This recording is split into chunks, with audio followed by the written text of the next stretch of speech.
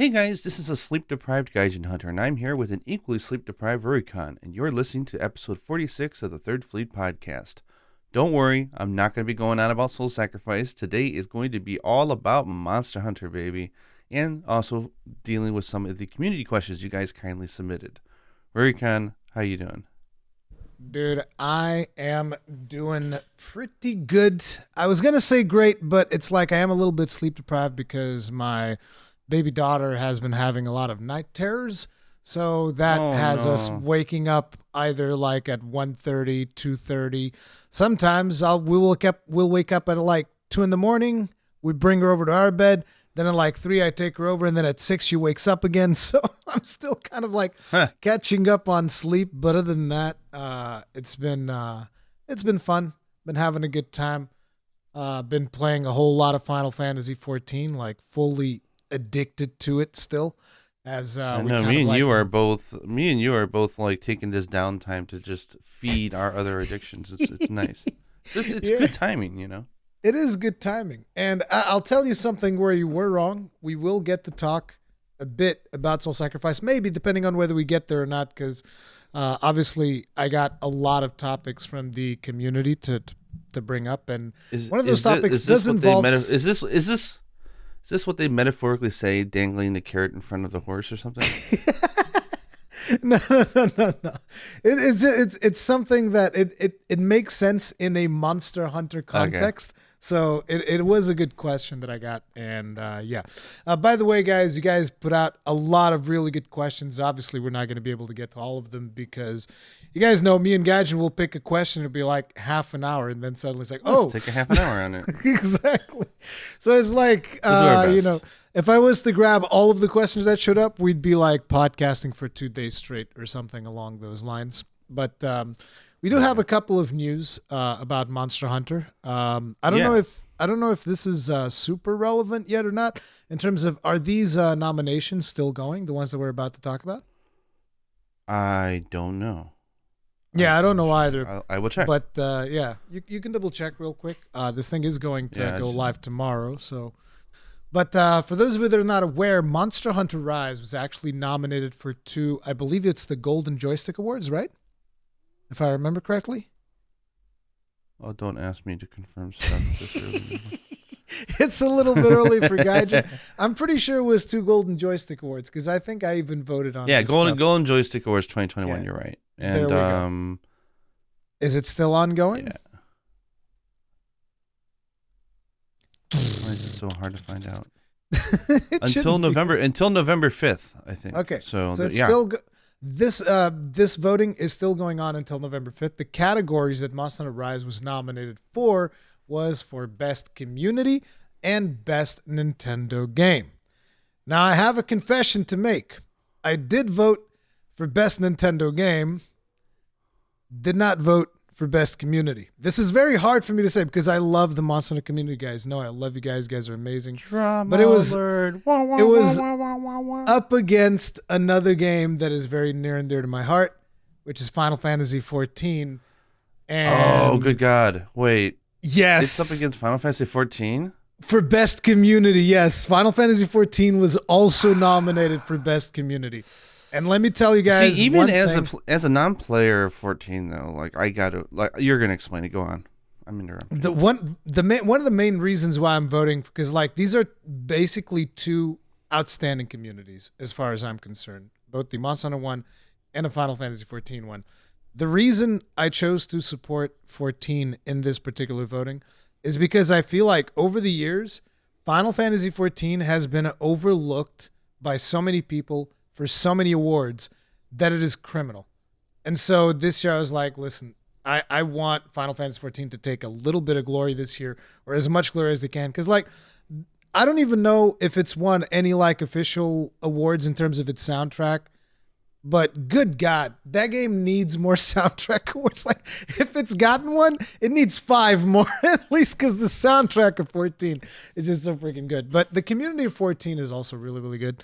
So I was like, you know what? I'll vote Best Nintendo Game for Monster Hunter Rise, which I think was the other category that was nominated for, and I'll vote Best Community 14. I also voted Best, what was it? There's an award that's called Still Playing, which Final Fantasy 14 was also nominated for, and I voted in there as well. So yeah, See, just to let you guys know. I've had it on my bucket list of I retweeted everything, but I've been so busy I haven't actually You haven't voted? been able to vote myself. But the thing is I might go with you on this one because as a bystander of Final Fantasy 14, as someone who doesn't play it, it has been such an amazingly interesting year watching the community. Yeah. Like whether it was the incredible reactions to like that fan event they did and The fan festival, yeah. And everybody lining up in the game with certain costumes to pay tribute to people and sending unified messages. I forget. I'm terrible with names, but the person responsible for Berserk, what was his name? You probably know, right? His name? No? Damn it. I can't believe I'm drawing a blank on his name. But basically, when the person most responsible for Berserk, they died this year, there was a display of people, and most of them would be in their Dark Knight sets, which Dark Knight is the class that has like the great sword. And they would be like basically you would go to one of these capital cities, which is Ul'dah, and you would just see like a circle of players from one end of the city to the other. Yeah. And this is like, my server is not even a big server. I'm on Spriggan. It's not even a huge server. And it's like, even in my server, there was like a huge display of players. And earlier, and again, it seems like so many people keep dying, but the voice actor for one of the characters, which was Edmund Fortin, this person died, and basically the players went to the character's house in game, and they set up like a morning vigil or watch, whatever you call that. There was just like a bunch of people there, just basically they just put their characters on there to kind of like pay their respects. The community does a lot of events like this, and it's really nice to see, and also like even with the whole like. It's a topic of duality, right? There's the toxic community debates and questions, and then there's the positive ones. And I've been watching Asmongold's descent into FF14 and how welcoming the community has been to him. But there's something that I'm jealous of that FF14 has that I don't feel Monster Hunter has yet, but has very easy potential to have, which is while we enjoy very nice relationships with our community managers like Yuri, and now it's going to be Jonah, but Sox previously and Jake before that, and so on.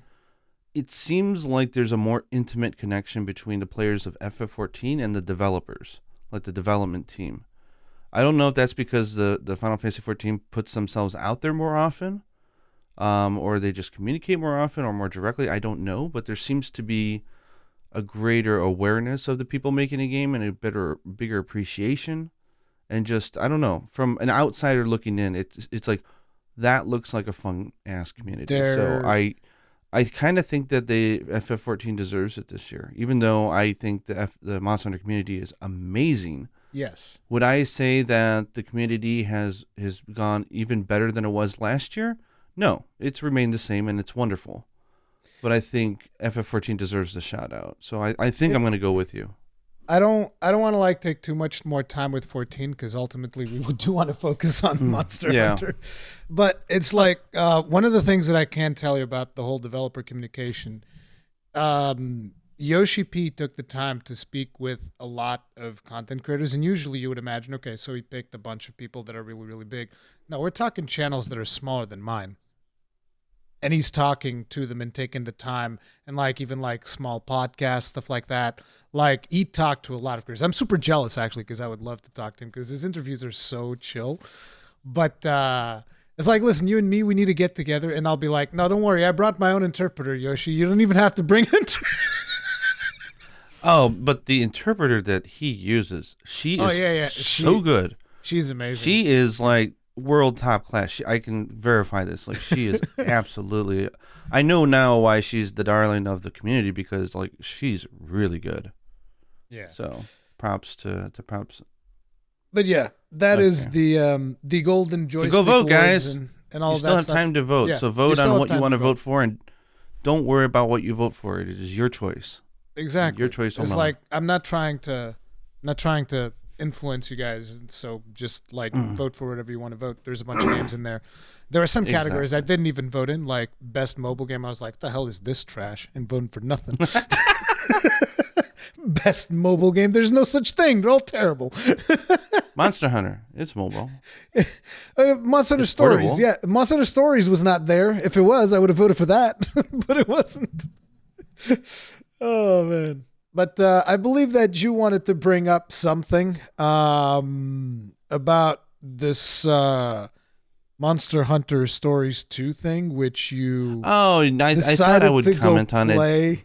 After our last, I believe it was immediately after our last podcast when you went to play that, and you already had some choice words for, I believe it was for Super Fatalis. I've fallen off a little bit of Stories 2 because, look, I love the game. I think it's amazing, but the end game of that doesn't keep me as addicted as the end game of traditional Monster Hunter. Which is fair, yeah.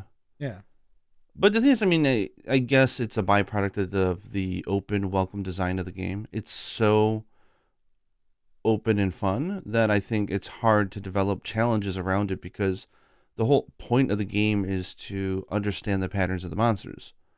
So it's like, okay, what can they do outside of knowing the patterns? And the logical solution they came to is, okay, we'll have a monster attack twice in one turn. How are you going to deal with that?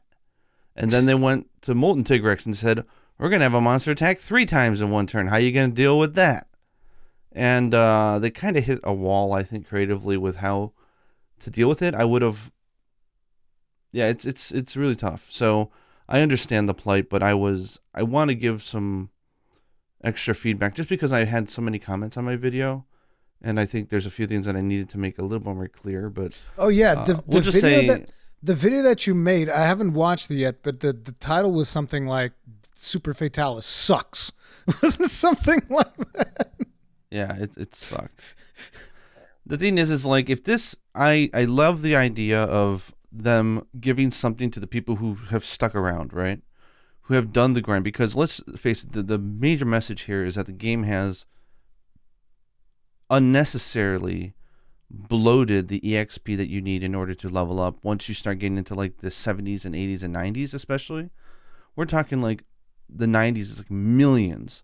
Like the same experience it takes to get to like level 1 to 84 or something is like the same it takes to get from 81 to 82 or something. It's like it just bloats crazy, but the game doesn't bloat the locations in which you're able to grind.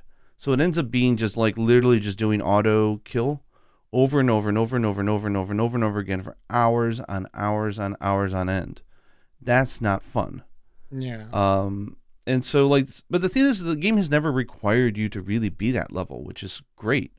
All the deviants and everything, like, you could do that at level 65 to 70 or so. I think you'd be fine. I've never grinded for levels in Stories 2. Yeah, so I think it's been really, really good. I think I did all of the content all the way up to regular. No.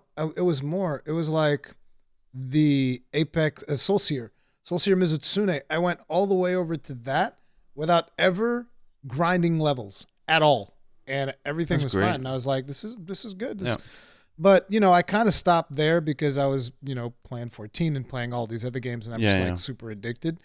And then you started telling me about how for Super Fatalis you needed to be a certain level, and I was like, I don't know. I didn't even do like the special Elder's Lair because that felt like too much of a grind, let alone actually going out and grinding my ass off. Yeah, so my beef is that, one, the game has never required you. I don't mind if they put a quest in there, like even an exclusive monster, I wouldn't care.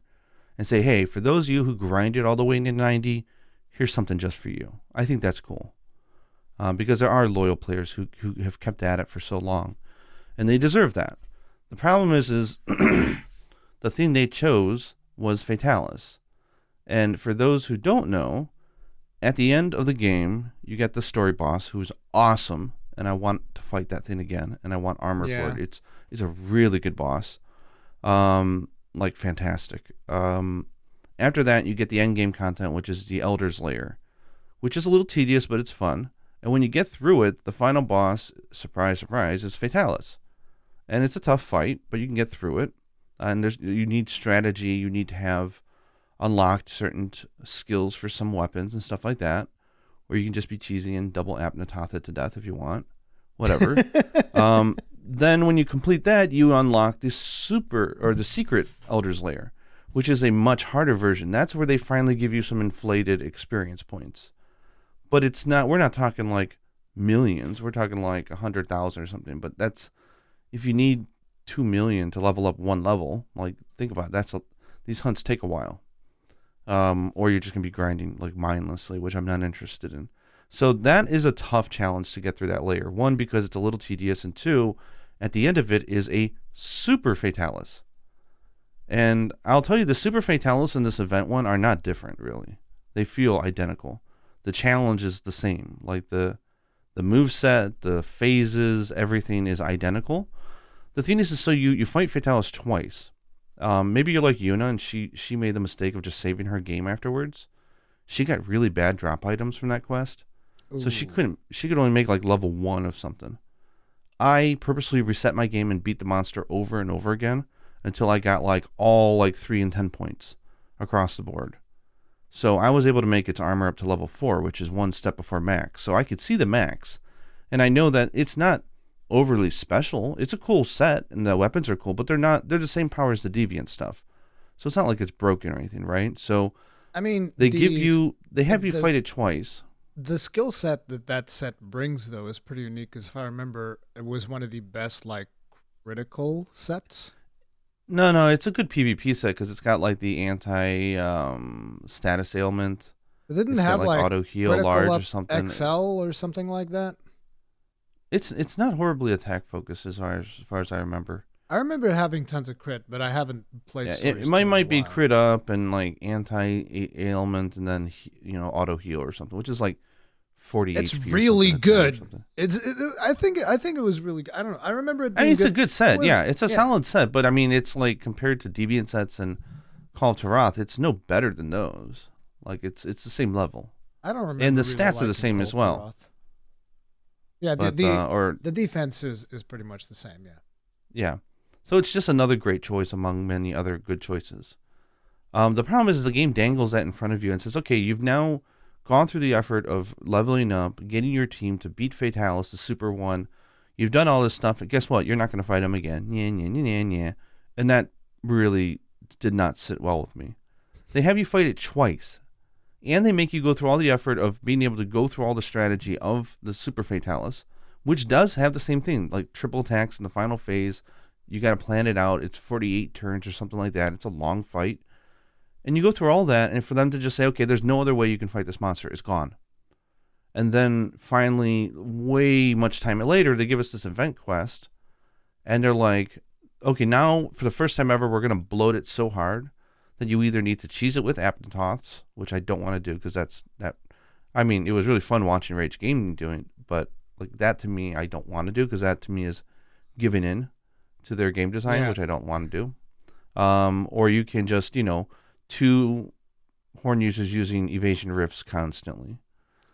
I don't want there to only be 2 ways to really accurately beat that thing. But let me just say, there's people who are like level 95, and they're like, yeah, this thing will one-shot kill you, so you've got to use these like 1 or 2 strategies, otherwise you're gone.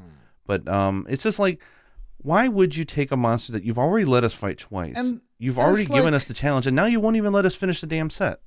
And it's like, when you say it like that, you can either use hunting horns or you can use double Aptonoth. I mean, you got to imagine that the double Aptonoth was just something that was not initially intended. I mean, let's get real. It's like, oh yeah, sure. Let's make Aptonoth the most powerful monster in Monster Hunter Stories. Well, not to mention that Fatalis hits for like 700-800 attack each for everybody, so that's a one-hit kill.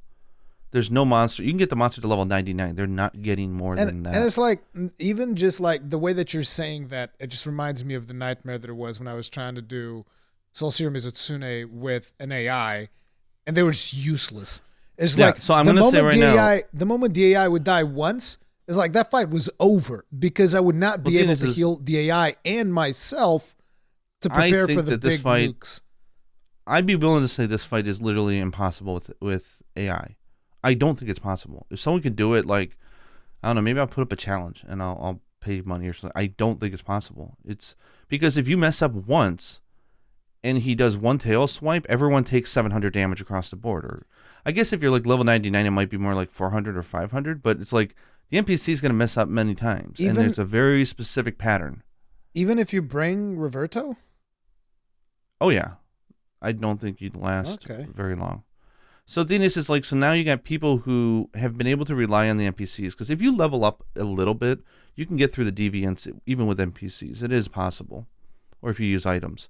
Fatalis, no. There's no way in hell. You've got to do it with another person. Which, again, I don't mind if it wasn't Fatalis. If they didn't already make us do this thing twice and then tease us with half-completed weapons and then say, okay, if you want to complete it, now you got to do this. Like, why did you not make this a separate thing? Like, why is this the same monster? Or at least let us just grind Fatalis normally and then give us a Super Fatalis for those who want the challenge and give them a special medal or something. Like I'd be cool with that, but they give you literally nothing. There's no other way to grind the monster, and that is just bad decision in my opinion. So it was interesting because it left a really sour taste in my mouth. Because one, I've been really wanting to fight the last boss again. Even if it's like a relive a memory thing, because I like that boss a lot. But it also came at the same time that we had the Narwa event in Rise, which was fantastic. So it was kind of like a double whammy, right? Like Rise, which has had some questionable event quests, but mostly the rollout. But lately they've been really good and fun. So we have this really good event quest, and then Stories 2 is like such a godly good game. Like, I gotta say that it's so good. It's like, this is like one of only 2 blemishes that I have for the game. Well, the other one being is I love the last boss so much I want to fight it again. That's my only other complaint, is that I love the game too much and then they won't let me have it. It's so weird that you can't fight the last boss again, too. It just seems like such a weird thing, because it's something that you always do in Monster Hunter games in general. It's like, now I get to farm the last boss, and I get to craft the last boss's armor if I want to. Can do all these things, and in Stories 2, they just don't let you do it.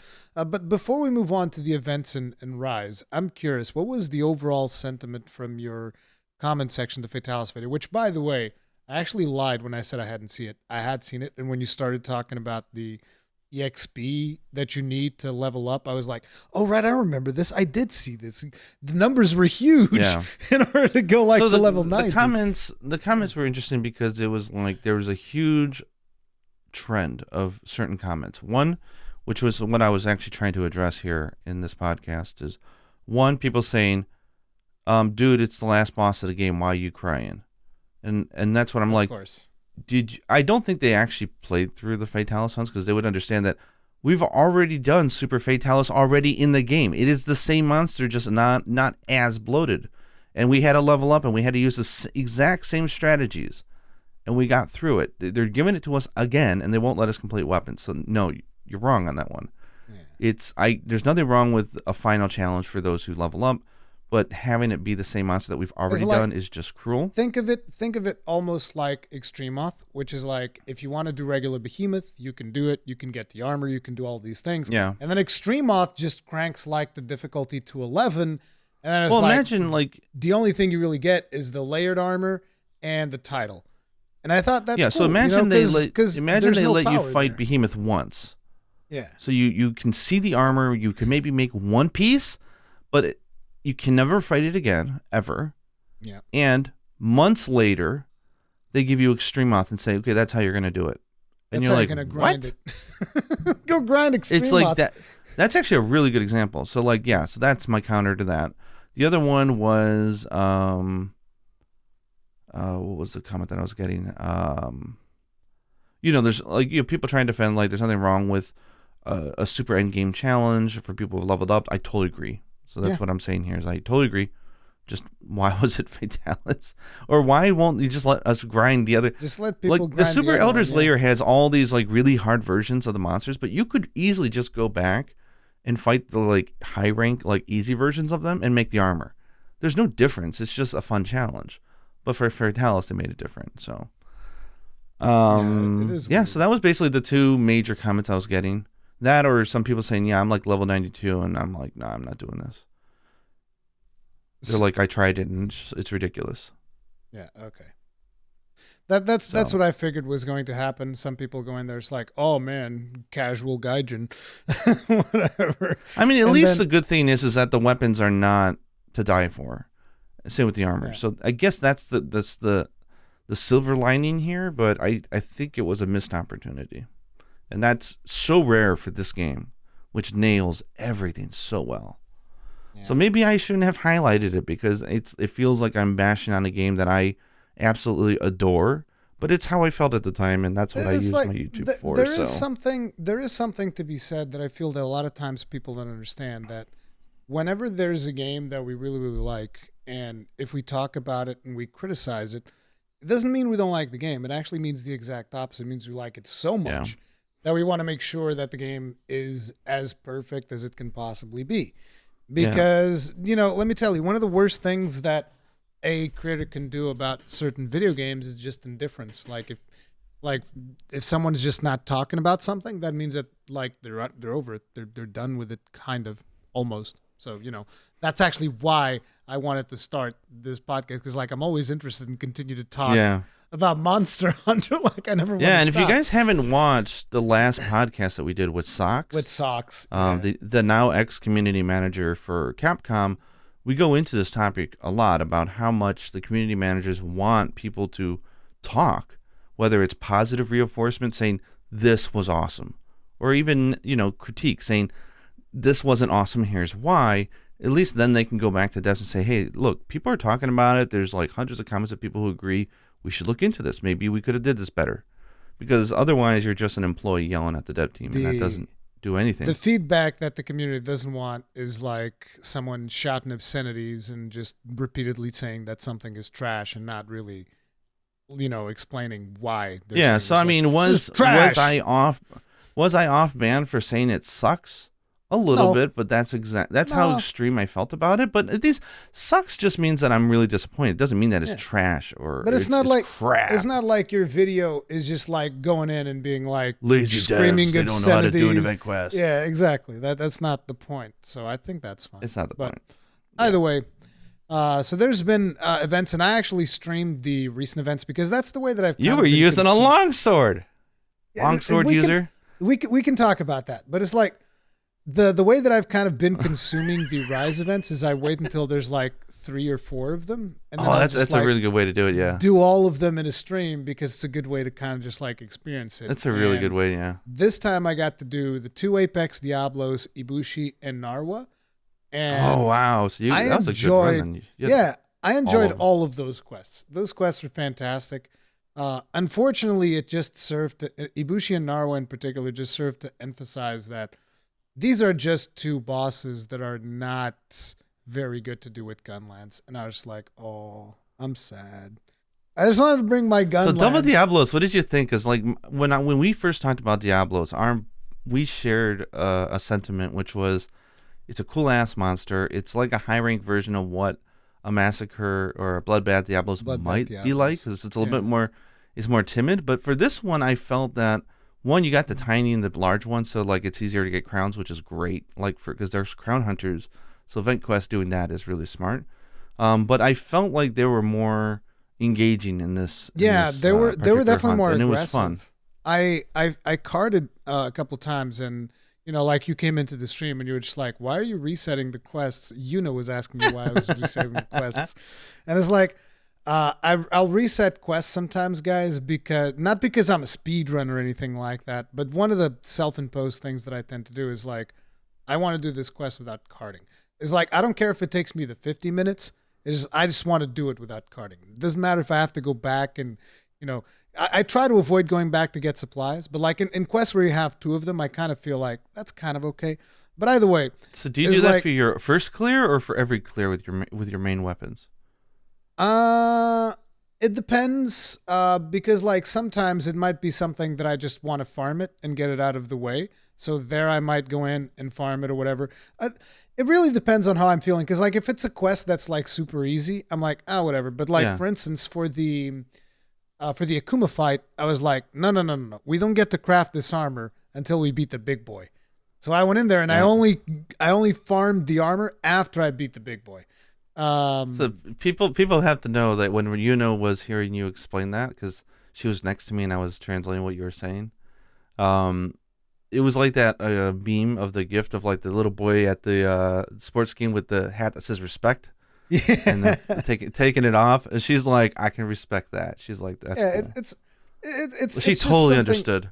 Yeah, it's just something that I like because I kind of feel like that shows that you've achieved this certain mastery of the fight when you can do it in a way that you're not just throwing yourself at it. And well, it forces dying. you. It forces you to think more about it, right? Instead of brute forcing it, which you can certainly do in Monster Hunter. But there is great satisfaction with like it's the same thing with like naked runs, right?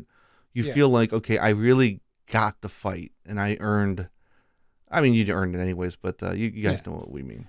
Yeah, but it's again, and this is not something that I would tell people. Oh, you have to play the way that I do, otherwise you're doing it wrong. It's just like I think that everyone has their own way of doing things, and some players do things differently. And I think that's one of the cool things about these types of games is that you can like impose have your own challenges upon yourself and whatnot. And mine's a pretty simple one. It's just like I just want to beat this without carding.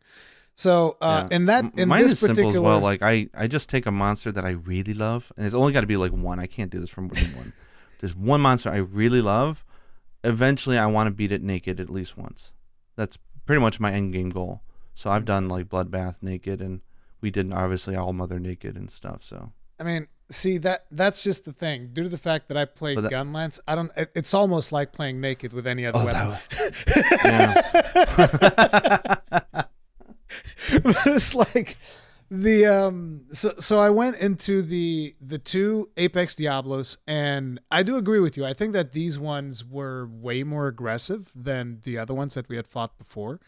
I definitely carded quite a few times. I actually failed that quest like 2 or 3 times. I mean, not failed, but I carded so I would reset. But they feel like they start enraged or something because the original one, it almost was like Molten Tigrex. Like they had to take a while to get themselves warmed up. But like this one, they were ready to go from the start, which was really fun. Yeah, and I almost feel like they might have had maybe a little bit more stamina because the other, like I feel like the other one, even with Gunlance, like I'd go up to it and I'd just wail on it, and he'd just go like, "Oh, please stop hurting me, it hurts." Yeah. And this one is just like, I'll go in there and I'll start wailing at it, and he's just like, "Oh yes, daddy, more." I'm like, wait, no, not like this. Mikey likes it. Yeah. Oh wow, so, that dates me. If you guys know that reference, oh my god. Wait, I do know that. I do know that. Mikey likes it. Oh, Mikey, I think he likes it. Oh wait, no, that's Matrix. No, this is a commercial. They do that in Matrix. Yeah, I think they're referencing the same thing. Okay. It's a commercial. That's all I'll say. I'm not going to give away the answer, so have fun with that one, guys. Then I don't actually know it. Then again, this is probably American television, dude. I would have no way of knowing. You would have no way of knowing it, so not fair. But anyway. Yeah, so those two Apexes I would really recommend people check out. It's fun. It's a fun quest. It was a little bit challenging for me, but I did it with the Gunlance. It was fine. Then we go into Ibushi, and that's when I start feeling like, okay, this Gunlance thing is just like it's being a pain in the ass because I'm just constantly setting up for things. I think the biggest problem getting blown into the air. And Ibushi, the problem is not even that. The problem with that is the way in which Ground Splitter works. Because as you are doing tougher monsters, you really have to use Ground Splitter, okay? It's just like the other one, what's it called again? The one where you reload your Gunlance, and it reduces time on Wyvern Fire. Like that one, like forget about it. Like that it's just complete trash compared to Ground Splitter. And so the problem is, you have to keep up that Ground Splitter buff. And every time you sheath your weapon, it goes away. Yeah. And you're talking about a high mobility fight where you have to constantly sheath your weapon to do well in Ibushi because he moves all over the arena, so you have to sheath. So it's like every time that I would do Ground Splitter and then have to sheath, I'd be like, oh, okay, dude, yeah, sure, fine. So I swapped the Sword and Shield, and that was fun. Like when you start seeing the numbers Sword and Shield is doing when compared to I was the gonna say now like, you know why in all of our challenges I'm using Sword and Shield against the Sword and Shield. Now you know why. It is so satisfying. Oh my gosh. The only reason that I died after swapping the Sword and Shield would be the greed. I'd be so greedy. I'd be like, dude, I'm hitting all of the things. I'm not moving away from this thing at all. And then suddenly it's like, oh no, he got me in a wombo. Boom, dead. But it was really fun. And I really liked using Sword and Shield. And a lot of people were like, "Oh, this mob is actually awkward with Sword and Shield." And I'm like, I have no idea what you're talking about. This feels friggin' fantastic. I think I actually my favorite hunt with Sword and Shield is Ibushi. By far. Ibushi, Because like it is just. It reminds me of like those like wooden dummies or like Bruce Lee movie, like the things that you practice with. Like he is so easy with Sword and Shield once you know him, because he only generally does a swipe or a forward attack. So like if you're coming at him at an angle or the side, you're just beating on him, and you got the windows, and it's just shoom, nope, boom, boom, boom, boom, boom, nope, shoom, boom, boom, boom, boom, boom, and you can KO him and break all his sack. It's really fun. It is a good time. So Ibushi, me and Yuno like were. Oh, go ahead. Sorry. I was gonna say Ibushi. I really enjoyed and thought it was just a really cool hunt, and it didn't feel particularly more challenging. I think he hit a little bit harder because I was using those sets with the high ninja sword where you go into the hunter boots or whatever it was, which has really low armor. So whenever he hits you, you're like, oh, that I felt that one. That friggin' hurts. But but you and Yuna, you guys like? Yeah. So I apologize. I'm talking over you. I never changed the server back to Japan, like Asia. We're still in European servers from our call with SOC. So my apologies. I've got like the orange mark on my feed. Oh, it's a little laggy, but no, that's fine. No, so my apologize to you. But for us, it was interesting because we actually had a tinge of disappointment, because we were hoping for like a super Ibushi. Yeah. But then we have to keep in mind that we have killed this thing over 250 times. Yeah, I think it'll be hard for them to do something. There's that nothing will challenges satisfy us. Yeah. Nothing will satisfy us. But then after thinking about it for quite some time and doing the hunt and just reflecting on our time with Ibushi and Narwa, we realized that this is actually his position and role in the game. Like, he is not meant to be a tough, aggressive monster, which is kind of like the funny thing, right? Like, he's the male counterpart to Narwa, yet she is the strong one. He's kind of there just to like. I mean, he's really good at blowing away trees and shit, but like, he's not meant to be. He's kind of meant to be a pushover because he has to get sacrificed at the end. Is kind of like what is the relationship between those insects where the. So like isn't it the mantis like or something? Yeah, she eats the head of the. Yeah, it's kind of like it's the same energy right there. It's just like that. Yeah. That's your role in life. So we realized, go in there, you kind of mate with her, and then she eats you. That's your role in life. You've done your role. So he just kills villages. He causes rampages. Then he goes and sacks himself so they can have a baby. So like, it actually makes him even cuter in our eyes now, because he's kind of like the poor, weak Ibushi. And so now we have the plush dolls that arrived, and like every day we're doing like skits with them, and it's always ending with like poor Ibushi like getting trampled on by somebody. But it raises our affection for the monster even more. So that they did the right thing, which is they didn't give him any new moves. They just made him squishy. So he's got lots of HP, so you can enjoy the fight a little bit longer. But for us, Yuna was going like, it was like 7th minute, and she's like, hang on, I'm just going to stand in front of him to get hit, because she hadn't gotten hit. Because we had done this fight naked so many times that we just don't get hit. So I'm like, I wonder if they buffed the attack on this monster. She's like, how about you? I'm like, I don't know, I haven't been hit. How about you? No, I haven't been hit. It's been like 6-7 minutes. And we finished the hunt in 10 minutes, I think. So we just stood there and let it hit us. And we're like, I don't know, maybe. Because we don't remember what it hits for. So maybe, I think it does hit for more, but we wouldn't know. It hit a little bit harder, I think, at least from what I remember. But so this is what happens when you grind a monster over and over and over and over again. But we enjoyed it, and we came to enjoy the fact that he is squishy, and we now think that that's part of his character. It's just like when you were talking about you guys doing skits with Ibushi, I was just thinking about Ibushi getting bullied by like a Bullfango. It's like that's the level that he was at. It's like a Bullfango goes through and just like harasses Ibushi. So last night we were doing a skit where we ordered a mini mascot. These were like the really small plushes, but very cute that they had. And we ordered the mini. It was someone was selling it on Mercari, but we bought the mini mascot for a Cantor, because she thinks the Cantor is adorable, and so do I. And he's got like these like cute little feet, and he's like beep, beep, beep, beep. He's got little so we toe had the mini beans. Cantor like We had him running over Ibushi like left and right and sending him flying. It was so funny. I mean, considering how weak Ibushi is, I mean, he probably could do it in game. Yeah. Kantor's like stomping all over Ibushi like he's.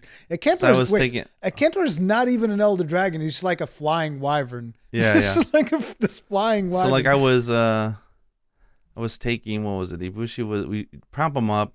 She would like have him stomp right through Ibushi. I took Ibushi and said, okay, we have to resort to the final attack in order to win. And I said, Beyblade. And I started spinning him and throwing him at like Kantor, and I'm missing every time. And the thing is the way the plush is designed, I don't know if it's accidental, but he always seems to fall on his side, and he looks like a really poor shrimp or something. He's that's what I was gonna say. I was gonna say that's like a prawn. It's just like a prawn. Yeah. But what's real funny is I don't know if it's just luck. It's probably luck or intentional. But when we flip or if we throw Narwa, the same plush, she almost always seems to like land in like a position where she's like sitting properly. And it's almost like the bottle cap or the water bottle challenge. Cap you flip it and challenge, it lands. I'm like, what is with her? She's got power. I was like, what's the magnetic power? She knows how to control gravity. It's funny. We have all this like lore going on in this house here. It's quite fun. Playing with toys is great, no matter how old you are. So it is. I encourage you all to play. I play with creative. my kid all the time as well. So yeah, I agree. But so Narwa, what do you think about the? Then we Narwa? go to Narwa, and this is where I used user. longsword, and it was mostly because I always like to poke the hornet's nest a little bit because I know that a lot of people love longsword, and I just like poking fun at him. And people always get upset. There were a couple of people who were upset in the comment section of that video because like, no, there was one comment that I adored. 90% artillery, and then you say the longsword's easy. It's like, well, of course, wouldn't change. I love the one comment that said, if I used the longsword more, it would still be just as easy as using artillery. Like, we make an exception for the Chameleos longsword was a comment that I adored. I thought that was funny. Yeah, I use that's my longsword set. I haven't changed it like pretty much. I just use Chameleos longsword. It's very, very good. But it was one of those things where I just tell everyone, you guys want to bet I'll do it first try with the longsword, and I did do it first try. I did cart once, and people was accusing me of like, oh, you changed the rules. You weren't supposed to cart. It's like, well, the longsword is not my main weapon. It doesn't It's not count. my main weapon. Yeah. It's like I don't care. I just wanted to kill it, but. It's like, look, guys, at the end of the day, I just want to make sure that people understand. I don't care if you play longsword. Look, one of my best friends. It's a joke, guys. We're just having fun. One of my best friends plays longsword, okay? And it's just like, you don't have to feel bad for playing longsword. You don't have to feel bad. Una plays longsword. Yeah, Una plays longsword. Nobody has to feel bad because I think that in my opinion, it's an overpowered weapon. It happens all the time. There's always like weapons that there's some balance problems there. It's whatever. But, I always made fun of it. I think at one point I also made a little bit fun of it by saying, man, I wish my worm stake had the reach of a helmbreaker because I can like land helmbreakers from across the map. But so Narwa is still mostly an artillery fight. There's a lot of artillery stuff that you're supposed to use. And very much like Ibushi, I went in there again afterwards with like Gunlance to try it out.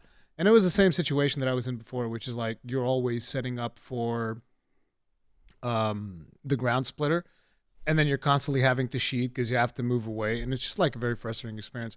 So because of the fact that Ibushi was dealing so much damage in my other set, which had like, like we were saying, the Hunter's Boots and whatnot, which are... they're good pieces in terms of skills, but they're bad pieces in terms of actual armor values. I was like, let's bring in my other Sword and Shield set, which uses the Dragon Heart set. So the Valstrax. Good. So it's that good old 506 defense. Gives so much defense and elemental defense, and it's like all kinds of defense. That made it like super easy. I mean, it still took me a long time because I'm not as practiced at Narwa as you are, but it was a good hunt. It was pretty fun. And the first time that I did it with a longsword, though, was funny because I completely whiffed the Dragonator. Because like I landed the splitting wyvern shot, and immediately after I go towards the Dragonator, I'm like, oh, she's in position. Oh no, she moved the whiff. But So who it's is it? a I good think fight. I'll give a shout out to a longtime follower, but I think it was Joey Nader. But he commented on my video because I did a video where I put some footage of me and Yuna fighting against Narwa when I was complaining about Fatalis. And like when she curls up in the ball and she's doing her bully thing, the Dragonator is really long in that hunt. Like it'll hit her Will on it the hit her other end there? of. Oh yeah, it'll hit her Oh, on nice. almost at the exact very end. The only thing that is required is that she's somewhere in the middle of the arena. Like if she's on the far left or right, you'll miss her. Yeah. She can be all the way back. That thing will reach her. It doesn't matter. So Damn. the idea is to just use it once it unlocks, and it'll go straight into the cannon phase. So you could just jump up on the cannons and blast her down. It's nice. Yeah. I don't know if I have to go back and see if the regular hunt did this, but one thing that me and Yuna noticed immediately, and I don't know if it's because the hunt was longer, because that hunt usually ends really fast, is they mix two songs in that hunt. We noticed they used the vocal track, and then they switch to the orchestrated track, and then they switch back to the vocal track, and they actually make use of both of them. And I don't know if that was intentional for this hunt because it's longer, which means it's going to feel like it's being looped, and so like it switches over. I thought that was a really nice touch. I don't know if they did that for the regular hunt, but if not, then like props to the sound designer because I thought that was a smart choice. Yeah, it might have just been because of the fact that it is a longer hunt. And one of the things that I initially didn't even notice it when I beat her with the longsword, you actually get to kill her. She doesn't go into the hole. Yeah, Which I kind of was. You want to know another She's funny lighter. thing? Wait, another funny thing happened with the. I wasn't even trying to just chop the tail. I wasn't even trying. It's just like all of a sudden I was like, ching, tail comes off, and I'm like, yeah.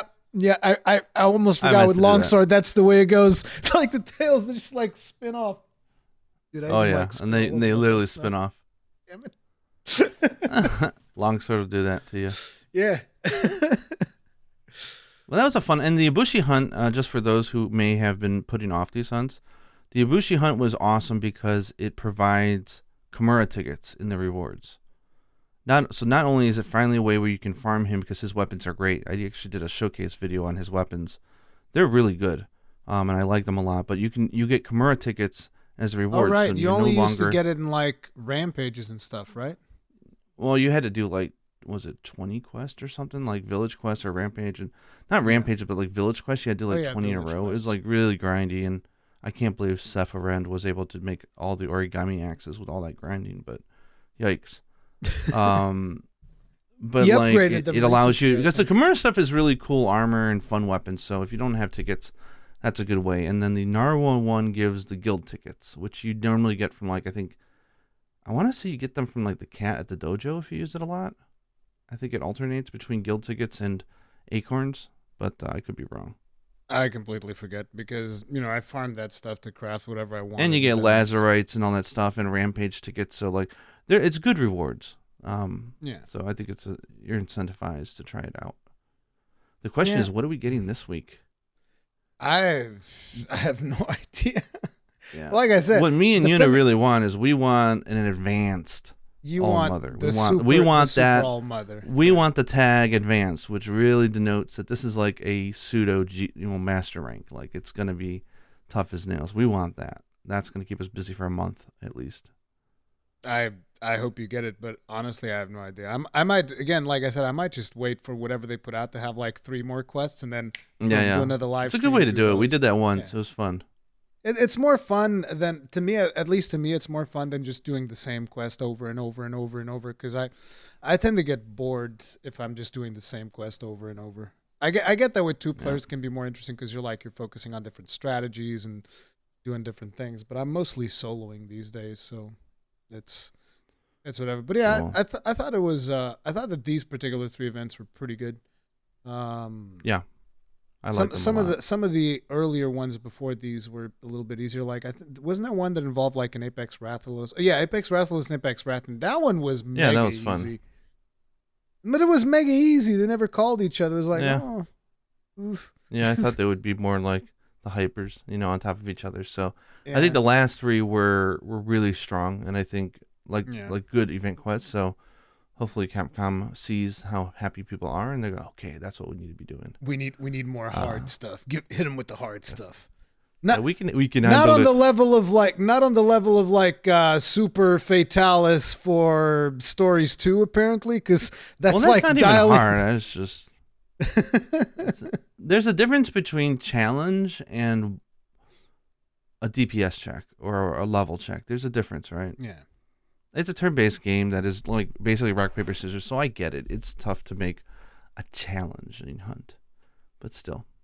So for the next up, Oh, we but have good news for Stories 2, though, really fast before we get to community Go for it. questions, is Silver Rathalos and Golden Rathian are coming, I think, tomorrow, or they could be out by the time the podcast is. They're coming this month, October, end of October, and they look isn't it really usually cool. on Thursdays? Yeah, so I think it's like in a day or two. So I'm really excited for those two. Oh yeah, Thursday for you is tomorrow. Yeah.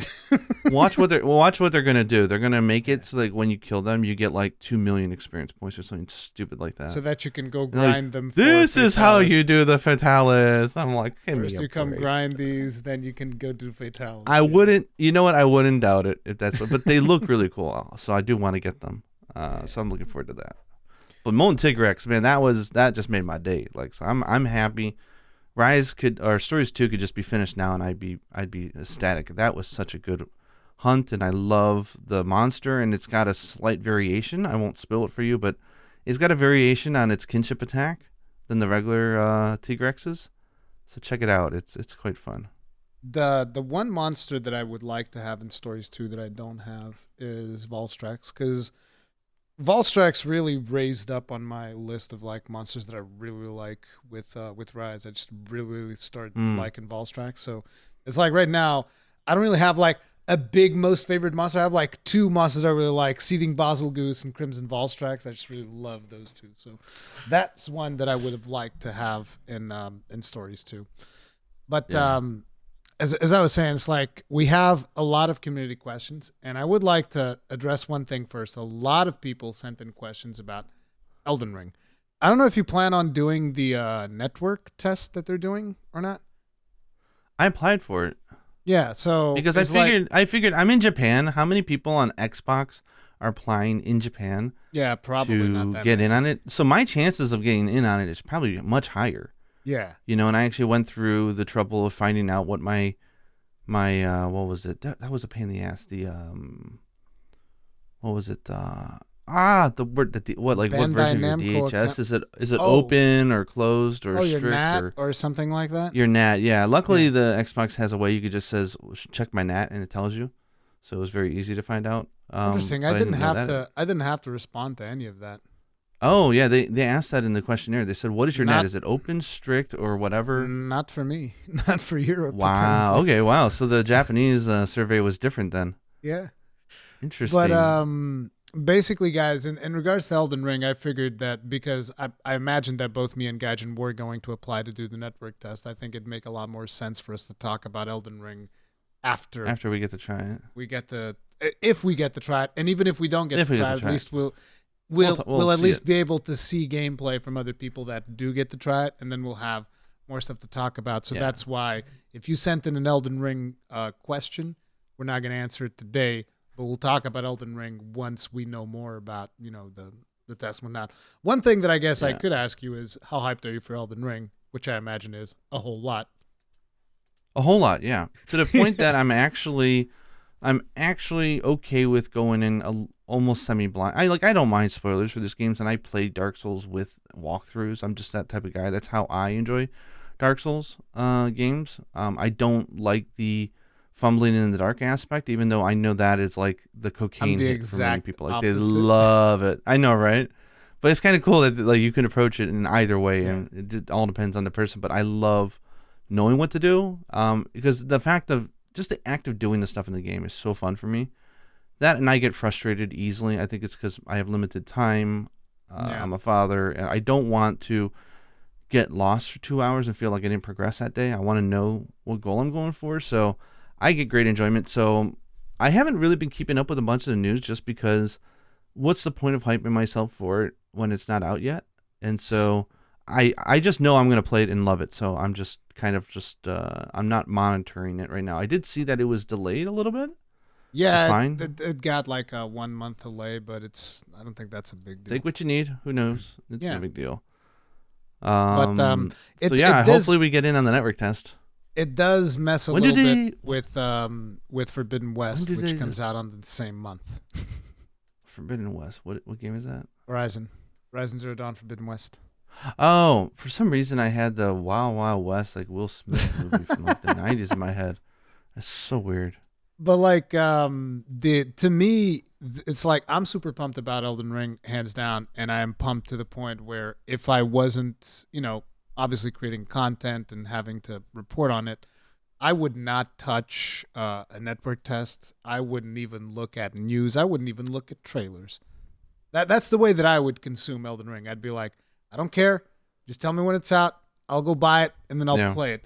That'd be the way that I do it. But obviously, having the channel. So I just content, checked. I do want to. I don't know if it's the same globally, but in the Japanese page, they said that they'll be announcing who got in on November 8th, Monday here in Japan, which is Sunday for the West, which sounds really weird. So maybe we're on a completely different schedule than the West. I don't know. I believe that they actually even had like different time slots, which were going to be the tests. Which for the West, yeah, we only they got gave one us like for different Japan. time slots. There's a bunch of them. There's like, I don't know, 6 or 7 different time slots. Oh wow.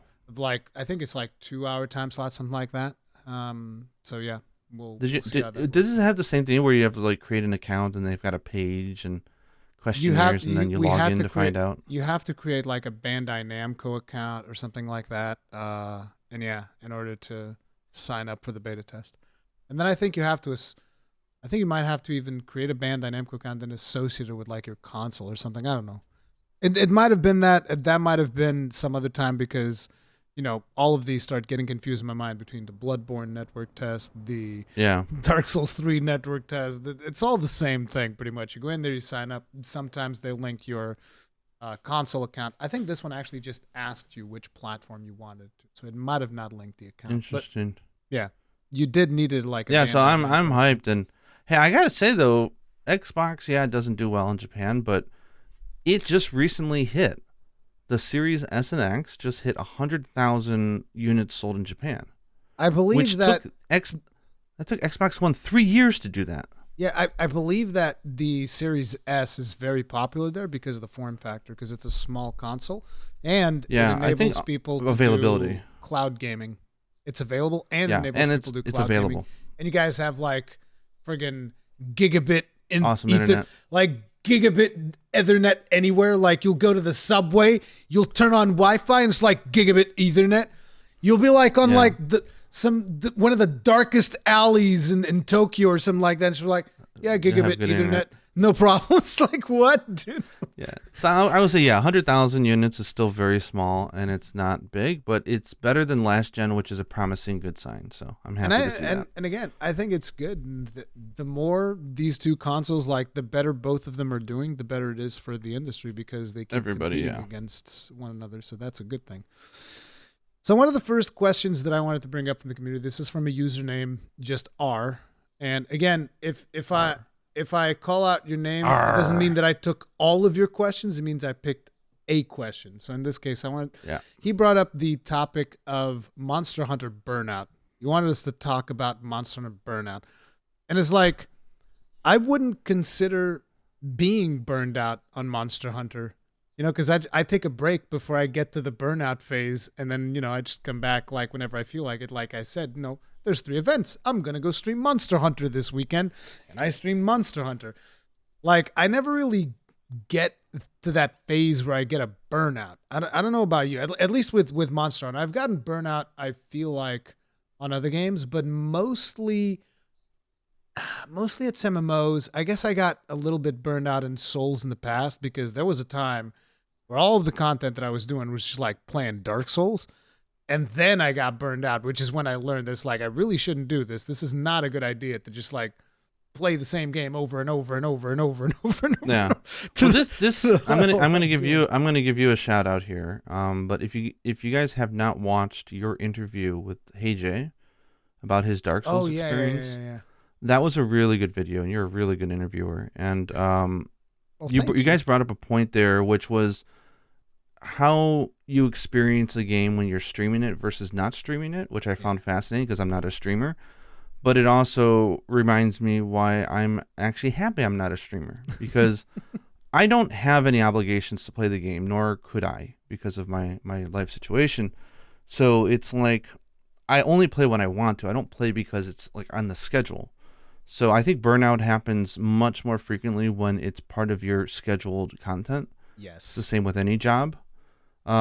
Also, when I'm done, I just stop. And I usually can easily find another game to go crazy on it. I used to, though, get semi burnout, though. And the reason for that was because the Western releases for Monster Hunter used to come like Oh a year later. yeah. So I would play the Japanese version to death and I'd be in love with it. I would have the advantage of I would have all the info on day one because I had played it for a year, which Yeah. was great. But it also means that I have to go play the game again when it comes out in English. And so, Yes. like Monster Hunter, what is it? I burnt out really hard when Double Cross and Generations Ultimate came out because that was a game I still don't think it was designed for a G rank expansion. So I think they added too much and they just bloated everything. It's a fabulous game, but at the time people didn't understand. I would just came off completing Monster Hunter Cross, completing Monster Hunter Generations, completing Monster Hunter Double Cross, and now playing Monster Hunter Generations Ultimate. I'm playing the same game 4 times in a row over the last 2 years. So, like, yeah, I was a little burnt out. So I'm like, you want me to do 15 levels of a deviant? Go screw yourself. I'm not doing Yeah. that. Yeah. So, burnout happens, but I think as a non-streamer, it's easier to avoid because I know if I feel like it's a chore to play, then I just don't play it that day. Luckily, there's Which so many choices now that lots of other stuff to do. which is one of the things that makes me wonder because I mean, obviously this is a viewer and he's asking us about burnout and I'm just like I kind of almost feel like that is something that just shouldn't happen to most viewers because you should be able to see, at least this is the way that I look at games. You should be able to tell whether or not a certain game is being fun for you because ultimately that is the objective of, at least for me, that is the objective of gaming. It's like it's escapism. You're basically going into a virtual world to Yeah, have a good time. And if you are going into that virtual world and you feel compelled to go in there, but then you're not having a good time, then you should probably just go look for another virtual yeah. world. That's the The way advantage of games. You just yeah, look for another one and then you dive in the and then you go back to phrasing the other one when it's fun. yeah, the phrasing I like to use because I think it's important to place it on a positive is that you're at a party and it's a really fun party. And there comes a point where not everyone says, "Okay, I think the party's over. Let's time to go home." No one, not everybody in the room comes Yeah. to that conclusion at the same exact time. The party has ended for you. You've had your fill and you're satisfied. And I think once you get to the point where you're full and then you start eating more, that's eating's another good analogy. Yeah. You start not feeling very good. It's like I don't know if I wanted that last piece of cake. God dang, it's like you when the party's over, it's recognize it, leave the party, and enjoy it for what it was worth. Because it doesn't mean that you don't love it less. It doesn't mean that the game is not as good. It just means that because there's external factors as well in play that people don't realize. Like if you don't play a specific entry in a series longer than you played the previous one, it's not just because of the game. There's external factors like your mindset in life, things that are going on in your life. There's other things that affect you emotionally and mentally of like, am I feeling this? Do I want to play this for 1,000 hours or am I happy with 100? So just listen to your heart, your head, your body. And if the party's over, put it down and say, man, I had a good time. And maybe I'll come back. Maybe I won't. I Yeah. feel bad for those who don't have like the budget or the financial means to get another game. That I feel bad for, and I can sympathize with that. And I could see where it's like I don't have anything else to play, and it's frustrating because I feel burnt out. And the problem is if you play during burnout, one of two things generally happens. One, you start to resent the game, Yep. which is bad, and that's just because you're forcing it on yourself. It's like if I forced you to eat the same food every single day, 3 times a day, eventually you're gonna say, I don't want to eat it. It's not good. It's bland. It's boring or something, right? And two, or you just mentally you're just gonna destroy yourself. So anyway, that's my thoughts on the And subject. it's like, listen, if if you are burned out on whatever game you happen to be playing and you happen to have a PC, did you know that the critically acclaimed MMORPG Final Fantasy XIV has a free trial and includes the entirety of A Realm Reborn and the award-winning Heavensward expansion up to level 60 with no restrictions on playtime? Sign up and enjoy yours here today. But does it feature Dante from the critically acclaimed series Devil May Cry? No. But it's like I actually did a Final Fantasy XIV video, and I had to like research what the exact meme phrase was, so I have a document with it here. Oh, that is so funny. Well, you nailed it, man. You nailed it. That's a good. That's a better sales pitch than I've heard in a long time. If you're feeling burnt out of Monster Hunter, go try FF14. Yeah, exactly. No, but in all honesty, like I do hope that people have another game that they can fall back to, or maybe just like play an older game or something like that. Because I never look at Monster Hunter as a game that I'm always gonna play Monster Hunter because they're always gonna make new ones. But I never look at Monster Hunter as a game that it's like I'm gonna play this until it's almost like imagine it's a car. I'm gonna drive this car until the wheels fall off. It's like no. Hopefully, I'll stop driving the car. I'm not actively playing any fall Monster Hunter off. right now. Like I play them once or twice a week, but I'm not actively daily playing it. I've got my other gig going on now. So basically, the way me and Gaijin deal with burnout is we don't get burnout because we just play other things. That's kind of the way it goes. And on the topic that you were saying about streamer burnout, that is one of the problems of the streamers and just like content creators in general that tie themselves down to one video game, because like you've seen a lot of people like going down some really deep rabbit holes with Minecraft, for instance, where they don't want to keep doing Minecraft videos, but they have to because that's the only thing that the YouTube algorithm will show to their audience, and they have to keep doing it and some creators actually got to a point where it's like, I just don't want to create content anymore, I'm done, and they just stop. Right. And it's like my career is just get rid of it. I'm sick of it. So it's like that's one of the reasons why I do multiple games. It's not as successful, but at least I kind of feel like I gain a little bit in mental stability because, hey, whatever. Now I'll make some videos about 14. Then I'll make some videos about Dark Souls. Then I'll make some videos about I'll just say, like, Monster Hunter. It'll never happen probably, but like if I was ever a full-time YouTuber, because I just do it as a hobby, like literally. I sacrifice sleep or family time to make videos. It's just a hobby for me. But if I was to become a full-time YouTuber, I wouldn't be just a Monster Hunter channel. I would rebrand it. I'd be like, I don't know, like Japanese gamer or something. Games. I don't know, Japan gamer or something. I would start covering. I would find a niche that I can Gaijin gamer. Value. Gaijin gaming. Yeah, like I'd provide some, insight that maybe other content creators can't do, like because I'm in Japan and I speak Japanese. Yeah. But I wouldn't just do Monster Hunter. Oh my God, no, that would be horrific.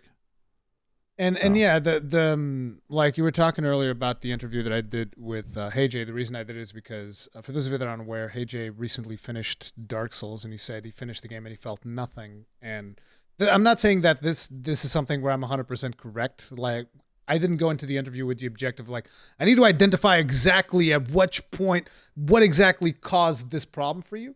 Is like the conclusion that I reached, which may or may not be the case, was because I actually agree. Yeah, I agree with you on your conclusion. I felt the same emotions that he is saying sometimes when I was playing Dark Souls, which is like, I just want to be done.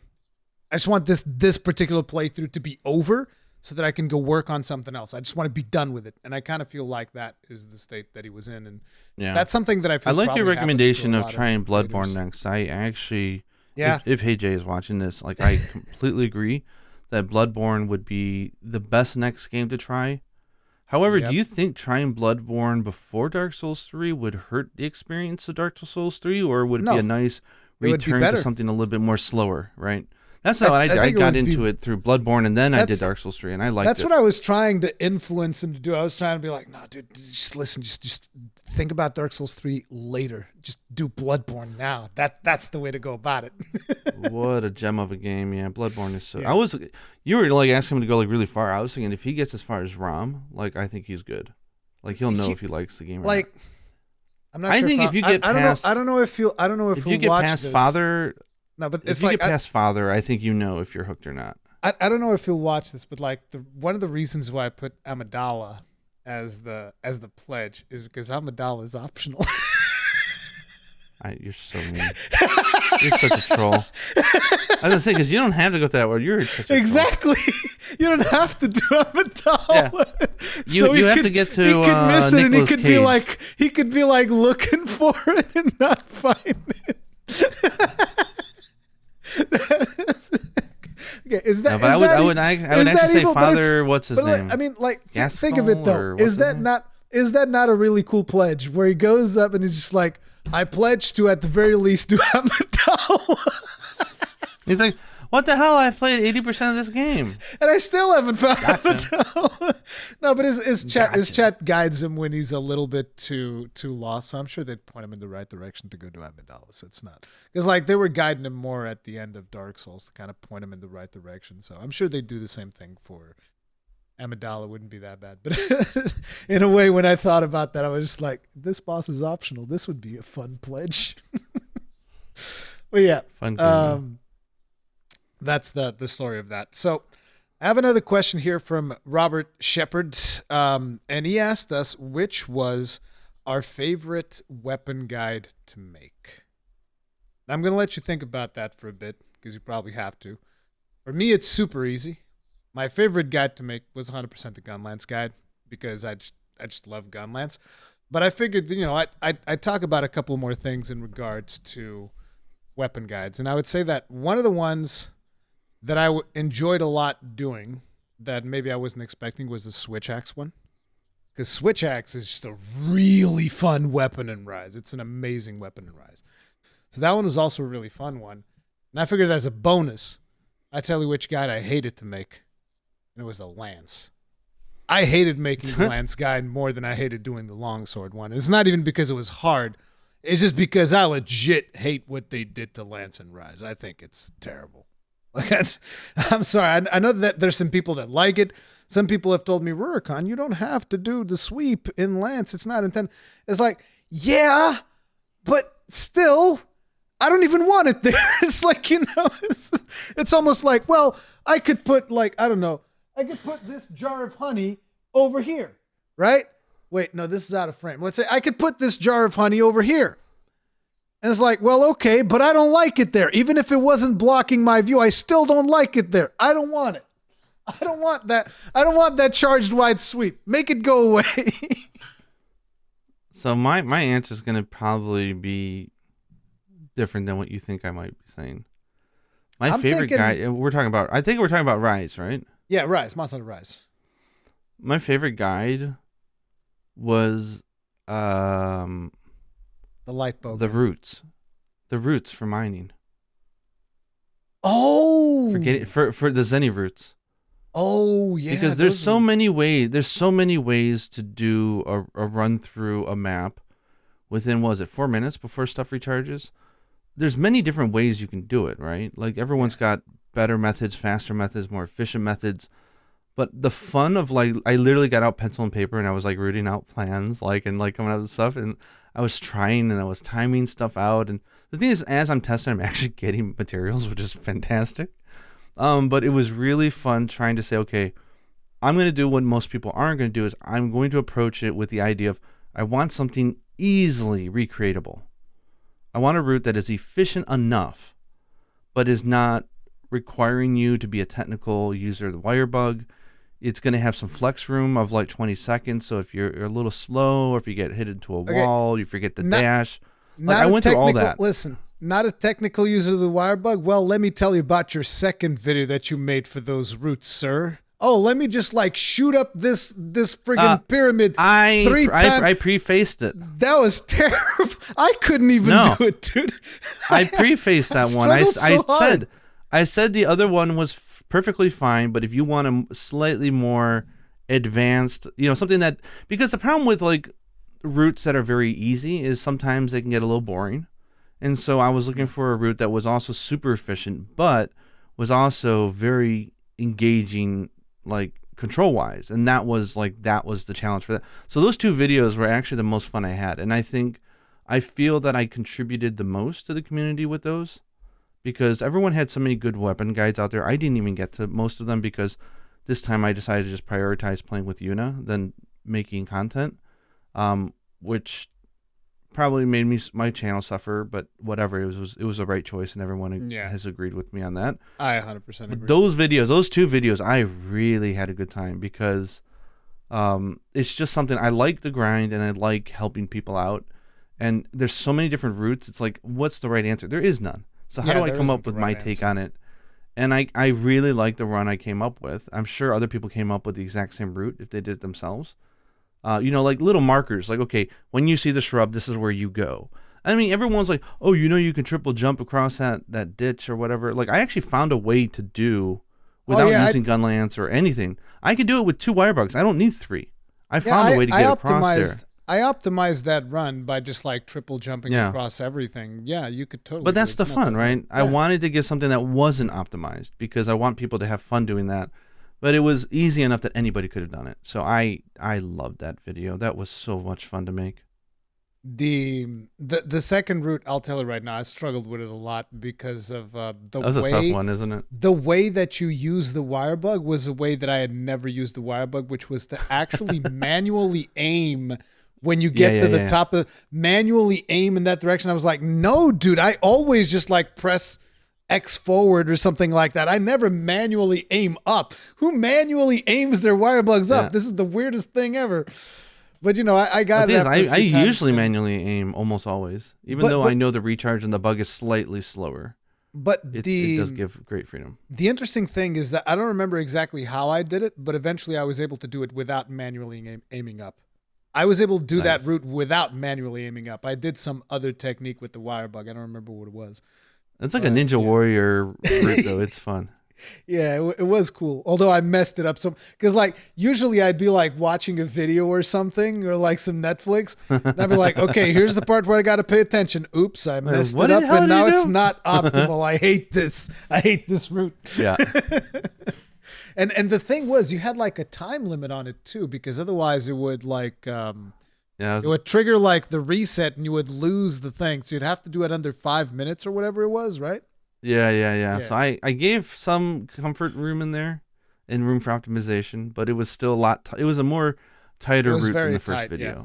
But I'll tell you what. People don't realize, like, if you play a lot of weapons, everyone's like, I don't have no problem with Zenny. I've got millions. I'm like, yeah, you probably don't play all 14 weapons. Yeah. If you did, you wouldn't have a lot of Zenny. Because trust me, man, when you make all 14 Narwhal weapons, all 14 Ibushi weapons, all 14, it costs a lot. And it's not even just that, because like some people play the game in different ways. Like one of the things that I like to do is to craft as many gun lengths as I possibly can, even if they're not the ones that I'm using. And that, let me tell you, requires a lot of freaking sanity, in case you guys weren't aware. Well, then you get someone like Yuna.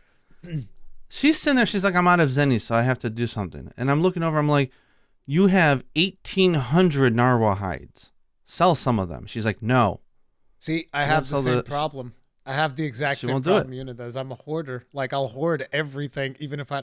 Like, dude, you have any idea how many, like, flakes from Kulf to Roth I have in Monster Hunt? It's ridiculous. You go to my PlayStation account, there's so many of those. So many. When I first started selling them, I had well over 1,000 of, like, every material except maybe the orbs of Kulf to Roth, which was ridiculous. Yeah, she's sitting on, like, 105 narwhal orbs. I'm just like, sheesh. Just sell them, get rid of them, recycle them. Those videos were really, really good. So next up, this is a question that came from 2 people that asked kind of the same thing, which was Vargo Byron and Kenneth Castillo. And the idea behind this is that we saw a lot of moves returning from Generations Ultimate to Monster Hunter Rise. And so they were asking, which other moves would we like to see make a return from GU to potentially Sunbreak? And I have 2 moves that I can instantly think of. And you can almost guess the first one. Blast Dash. Blast Dash is already there, right? I'm talking about like stuff that isn't there, because we already have Blast Dash and Rise. So one of my favorite moves, actually, now that I think about it, I can think of 3 moves instantly. So one of my favorite moves, AA Flare. AA Flare in the gun lance is just glorious. Your dude just like whips up the gun lance, reloads it, full bursts into the air and then reloads again and wyvern fires into the air. It's glorious. It's one of the flashiest moves in the whole game. And it's just a damn shame that in GU that move does no damage unless the monster is flying, at which point it also does no damage, but has high potential to trip the monster and make it fall down. So that would be move number 1. Move number 2, I don't actually know what the name of it is, but it's the big nuclear explosion that the gunlance can do. I don't remember the name of that thing, but it's basically something where you just like you charge up and you just this big explosion with the gun lens. It's like a super wyvern fire. And then the other one is actually for a weapon that I don't even play in GU, but it is such a cool move that every time I would see my friend do it, I'd be like, that's a badass move. Because like my friend would go up to a monster and he'd be like, hey, you guys want to see how I chop a tail? And slap, the tail would come off every single time. Every single time. Can you imagine what move that is, Gaijin? Is it the counter for longsword? No. No, I don't know. It's the energy blade on charge blade. Dude, it's like, I don't know if he did a little bit of damage on the tail before, but it'd be like every single time my friend would go up to the monster and be like, hey, you want to see me chop a tail? Chop! The tail would come flying off instantly. Even in G rank, he'd go up and like, zlink, it's gone. So for those of you who don't know what energy blade is, because maybe you haven't seen it in GU, it's basically your character sheathes the sword into the shield, and then a blade of light, like a lightsaber, comes out on the other end of the shield, and then your character just does a movement, a very quick movement. It's a super precise movement. This is why it's not overpowered. It doesn't have like massive reach or anything. It has very small reach. But then it just goes like, slice, a big slice with that laser sword. And it is glorious to see. So those would be 3 moves that I would instantly bring back. AA Flare, whatever the Gunlance nuke is called, and Energy Blade. Interesting. So this is, sorry, I got distracted by something that popped up, but GU moves that we would like to see in Sunbreak.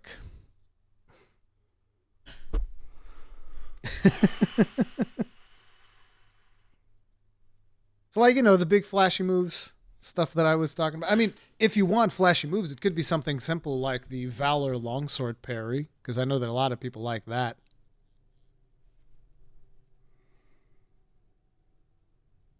Prowler mode? Hey, that's a valid thing. Gaijin wants Prowler mode for Sunbreak, dude. Prowler mode. I don't think we'll get it, but it's my favorite weapon. It's my best weapon. Actually. Yeah, because and the thing is, Prowler mode just brings with it so many things when you think about it. Because I mean, you got Wrath of Meow, which was I loved Wrath of Meow in GU. The little tank, you get a little tank. Doesn't even do that much, but it's just fun. You're riding around a little tank. You got the barrel dodge that I loved as well, which basically you would dodge through the monster that would drop like an explosive barrels. There's just so many abilities that you'd have with the Prowler. So like Prowler is almost cheating. I'm going to give a really bad, cheap cop-out answer. I assume they're going to add at least 1 switch skill to each weapon, maybe 2, 3, who knows. I don't want them to come from Generations Ultimate. I want new ones. Yeah. I feel that they chose some of the best ones already. Or they adapted them. So, I don't know. I can't think of anything the only one I really wanted back was the Adept counter dash for dual blades, and we have it. So, like, yeah, I'm a happy man. I'd be happy, so. Okay. Whatever they want to do, I'll be happy with it. I'm a simp. So, I have another one here from Ivan Budiotama, who asked us for our thoughts on the preparation. He had like a big paragraph with a lot of questions, and I took 2 of those questions. Perfect. One of them is our thoughts on the preparation factor of Monster Hunter. I feel like this is something that I've talked about before, where I feel like I would like the series to go back to being more about preparation and less about just like, oh, I forgot whatever. Let me just go into the tent and get it real quick. Like, I don't care if there's like, less quality of life in the game. but it brings us back more of that preparation. It's like I don't mind it terribly. The fact that in Rise we have all of this quality of life, but I still prefer the older way of doing things. Like the more be ready. You don't get to just like go to your tent and stack up on items that in this quest you don't have 10 large healing potions. You have 1,000,000 because you have all these materials in your thing, and there's like no consequence for you messing up essentially because you can always just go back and refill. Like I liked that aspect of the game, and I know that I'm just like, Rurikhan, you're a boomer, you're an old man thinking about lost glory or whatever. But that's the way that I feel. I would like to see more preparation and maybe less arcade. My chair has been making all kinds of noises today. I'm sorry. That's crazy. I was gonna say, like, what do you got going on over there? It's my chair. My chair's just like every time that I move, even in the slightest, it goes like. It's like, you fat bastard, get up and move. It's like, oh, I'm sorry. So I'm on a different end when it comes to item management. One, I'm not so invested in it that I care either way. But I think the bad point of item management was always that for those who just would forget or not get it, it would punish you actively. And that always sucked, right? Like if you forgot cold drinks, my God, is it going to be hard to hunt because you have like no stamina and crap like that. I'm more curious whether or not they can find a way to balance it through, like for example, if you're taking the same medication, it starts becoming less effective, right? What if they just balance it and say the more you down mega potions, the less you heal from them? So yeah, you could stock up all you want, but item management is actually kind of something you want to, do I really want to take a potion right now? Do I want to top off? Because in the long run, it's going to hurt me a little bit. That would be a cool idea, I think. That would be really interesting. I completely agree. That'd be really cool because that incentivizes you to play better because your consumables are going to have prepping. And it makes you play better. So I think it's a solve for both. It even adds an interesting element where you could consider potentially using normal potions, so that you would like long ones. So you'd use a normal potion, and then you would get like the worn down from the normal potion, and then you would save the big potions for the end, and only then start getting the diminishing returns from. Yeah, especially for stuff like max potions, I think it'd be a good way to balance it. Max potions are just like way too powerful. And if you could just make a crap ton, like, oh, but the Mangadoras are hard to get. No, they're not. You just collect a bunch of them or you use the farm. So, but if they made it so like, it replenishes 100% of your health the first time or the first 2 times, then it does 75%. Or maybe it does 50. Yeah, because like when I went to do Super Rajang, that's what I did. I'm just like, I'm going to take all the materials to make max potions and I'm just going to spam max potions. And the way that I would go is like, because I put Moxie through the food skills, right? I'd put Moxie, and then it was like, okay, so did it go below Moxie? Max potion. No. Did it go above Moxie? Then Mega Potion. That'd be the way that I would make the decision on that. So I would say, bring it back. So like the first 10, you're good, but after that, you start getting degraded results or whatever. I think that would be a cool way to balance off the game. What about well, I guess that also kind of addresses like how you feel about cold potions and actually no, it doesn't. Like, would you still like to have cold potions and hot potions, or would you rather not have those? No, I'd rather not have them because it only serves to have a negative. There's no positive to having them. It just says, hey, if you don't want to be cut off at the knees, you have to do this action. It's a maintenance item. And so, like, if it was a thing where it's like, if you do it, it gives you a slight advantage. If you don't do it, then you don't get that advantage. Great. But if it's a thing that's saying, if you just want things to remain normal and not horrible, then don't forget it. It's like, we can do without those, in my opinion. That's a good point. It could work like that. You would actually gain an advantage by using a cold potion in the environment. That I would like. That I think would be a good idea. But I don't like the idea of like your stamina is going to be crap for the entire hunt because you didn't bring, a hot drink to a cold area. Like that just feels like you're just punishing people instead of rewarding. And I always think it's a better game design to reward people for prepping than to punish them for not. Yeah, but I think that is a good idea. Like you could potentially, so like we could kind of like collate these two together and be like, okay, so you can refill items, but items have diminishing returns until you cart. After you cart, it would reset the diminishing returns of the item. I think that'd be fair, or at least reduce them somewhat, right? Or do you want to continuously punish people? Hey, you carted, that's too bad. Your potion still only heals for like half your health. That's what it did in the old game. If you want potions, there's plenty of like. Well, there you go. You know, there's other ways to naturally heal yourself. Like people would actually start using the escargots or whatever. Yeah, they're awesome and they heal you big time.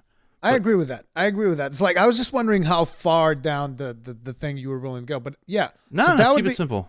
That would be a good middle ground for it. Would be like that. So you'd get diminishing returns on your items. You can stock up as much as you want, but you get diminishing returns on them. And instead of punishing you for not bringing, hot drinks or cold drinks or whatever preparation, this could be applied to like a million different things, right? Instead of you being punished for not bringing them, you get buffs for actually bringing. You get rewarded for doing things. It could because that would be kind of different the idea, types of things. Because it could be like, oh, because it's warm and you've had a cold drink, it actually gives you like, I don't know, health regen or something like that. Yeah, or stamina plus 25% or something. Yeah, like a cloth fly. Yeah. So yeah, I think that would be a good way of, dealing with the preparation thing where you kind of still have the quality of life, but it's not necessarily like, oh, I have infinite healing potions. I think that's a positive really reinforcement. Yeah. It just reminds me of how like when I was doing game localization years and years ago. It's the idea of like, do you tell somebody, I'm sorry, you can't open this door because you need a key? Or do you tell them, hey, if you find a special key, you can open this door? You're saying the exact same thing, but it's the way that you phrase it. I think it's always better when players feel rewarded than feeling punished. Okay. The complete opposite of Dark Souls philosophy.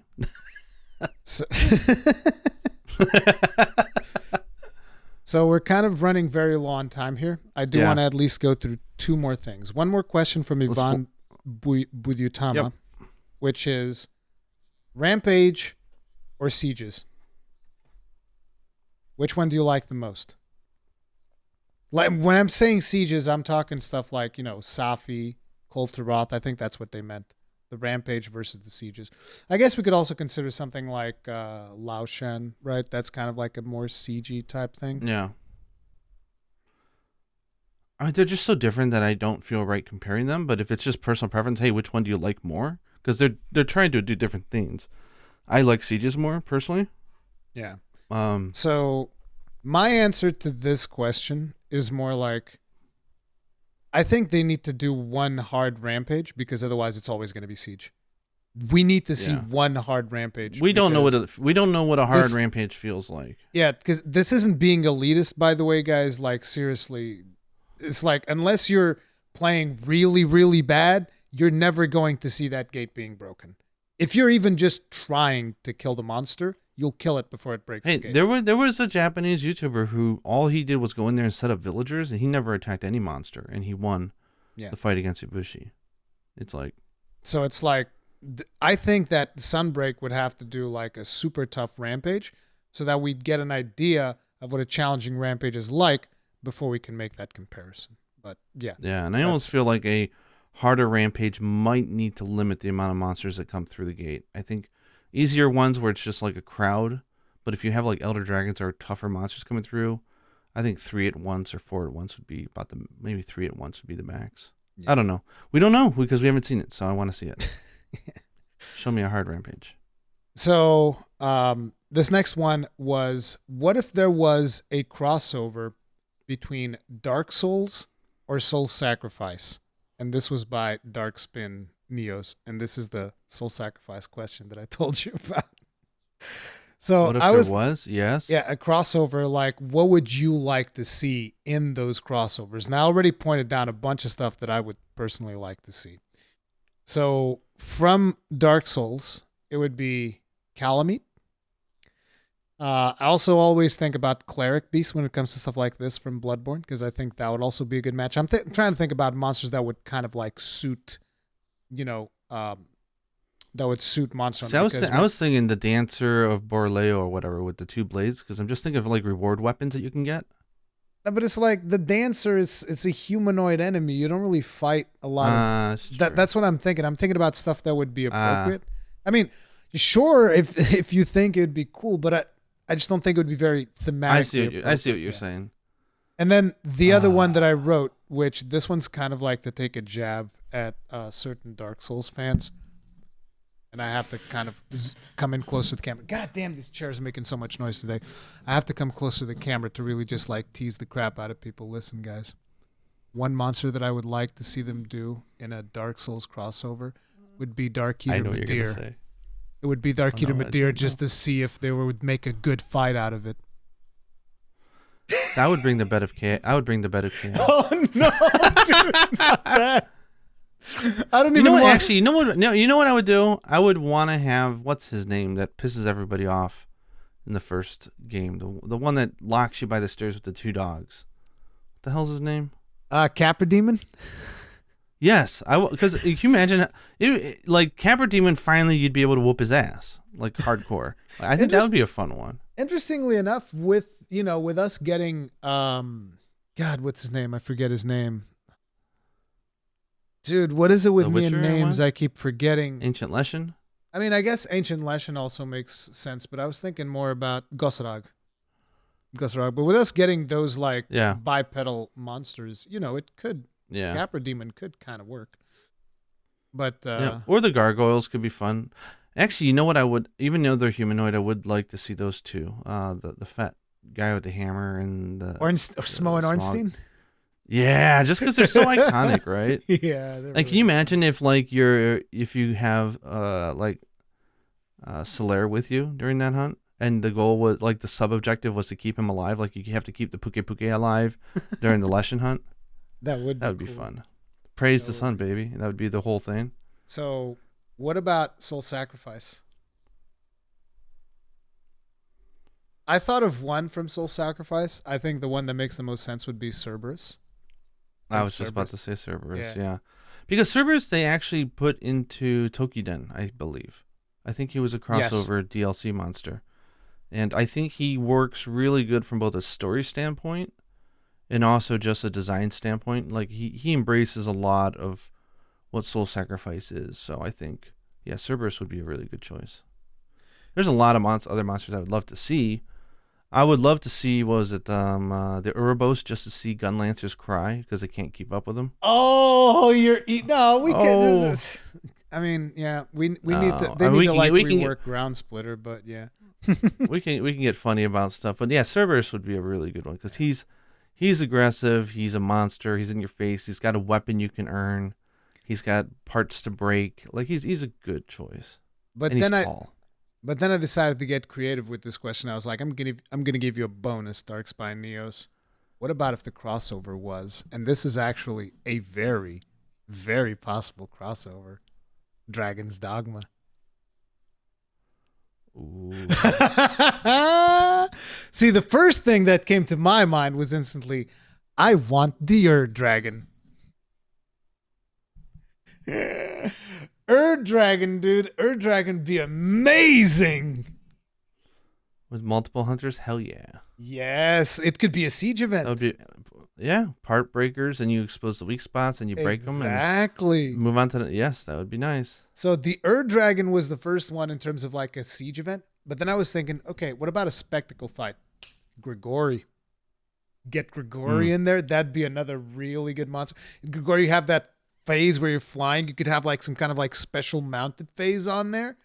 That'd be really cool as well. And then the other monster. Yeah, but he would show up so many of the other dragons though. He's just so cool. He's got such a personality. Grigori is really cool. So I think the Ur Dragon might be a better one. But the other monster that I thought of, like out of all the other stuff that we fight, because I mean the thing is when you're starting talking about Dragon's Dogma, you're like, dude, I could literally name like half the monsters in that game, and they'd be amazing monster hunter. So I was thinking about one that would be unique, and I thought of the Hydra. You'd have like, again, like a special maybe mounting condition or something where you'd have to like chop her head off or something. I think those would be amazing. Interesting. Is there one that or we could just have a Hello Kitty collaboration fight? What? Does Capcom own Hello Kitty or something like that? No. I was like, where did that come from? So out of left field. We'll have Peanuts. We'll kill Charlie Brown. Chop his head off. Damn. Anyways, yeah, I think it's the thing. Like you're saying, there's so many monsters in these games that could be good. That I think anyone would probably work, but yeah, I don't have any additional really thoughts on it. Yeah. Don't. I'm trying hard not to think about Soul Sacrifice because I'm obsessed with it still. So yeah, exactly. Don't. I'm like a fiend. Like I sniffed it. What is it? I smell bacon. You know what I mean? Next question. Come on, let's hurry up and get one more in. Are you sure? Do we have one more? No. I mean, I have plenty more. We can get one more. So give one more. This next one comes from Floor Bro MH, which I'm assuming is Monster Hunter. And he wanted us to speculate on potential returning monsters for Sunbreak.